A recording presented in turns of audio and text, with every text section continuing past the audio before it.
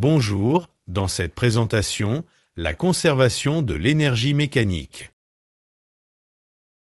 Lorsqu'un système de masse, petit m, assimilé à un point matériel, grand M, est en mouvement à une vitesse, de valeur V, dans le référentiel d'étude, il possède une énergie cinétique, EC, définie par EC égale 1/2 fois M fois V au carré. Si le mouvement est assimilé à une chute libre, le système n'est soumis qu'à son poids, vecteur P, égale m fois vecteur G, où vecteur G est le champ de pesanteur uniforme. Le poids étant une force conservative, le système possède une énergie potentielle de pesanteur, EPP, définie par EPP égale m fois G fois Y, où Y est l'altitude du système. L'énergie mécanique, EM, du système est la somme de son énergie cinétique, EC, et de son énergie potentielle de pesanteur, EPP. Dans ces expressions, la masse, M, s'exprime en kilogrammes. La valeur de la vitesse, V, s'exprime en mètres par seconde. L'intensité du champ de pesanteur, G, s'exprime en mètres par seconde au carré. L'altitude Y s'exprime en mètres. Et les énergies s'expriment en joules.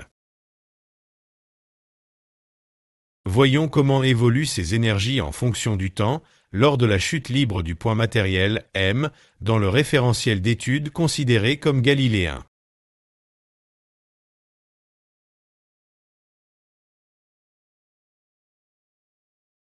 Puisque le système n'est soumis qu'à son poids, qui est une force conservative, son énergie mécanique est constante lors du mouvement, on dit que l'énergie mécanique se conserve.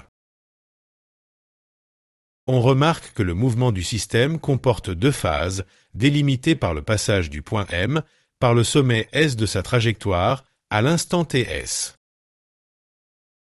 Lors de la première phase, la valeur de la vitesse de M diminue et son altitude augmente. Ainsi, lors de cette phase, l'énergie cinétique du système diminue et son énergie potentielle de pesanteur augmente. La conservation de l'énergie mécanique traduit le fait que dans ce cas, l'énergie cinétique est totalement convertie en énergie potentielle de pesanteur.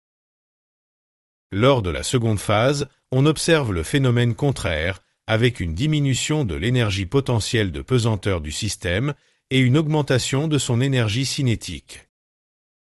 Dans ce cas, c'est l'énergie potentielle de pesanteur qui est totalement convertie en énergie cinétique.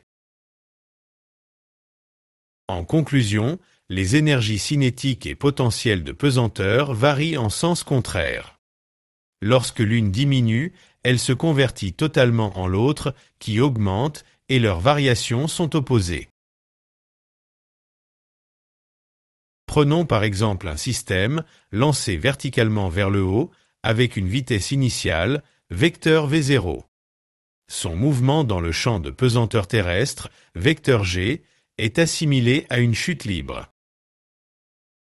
Déterminons l'altitude maximale, h, appelée flèche du mouvement, atteinte par le système, au sommet S de sa trajectoire, à l'instant TS.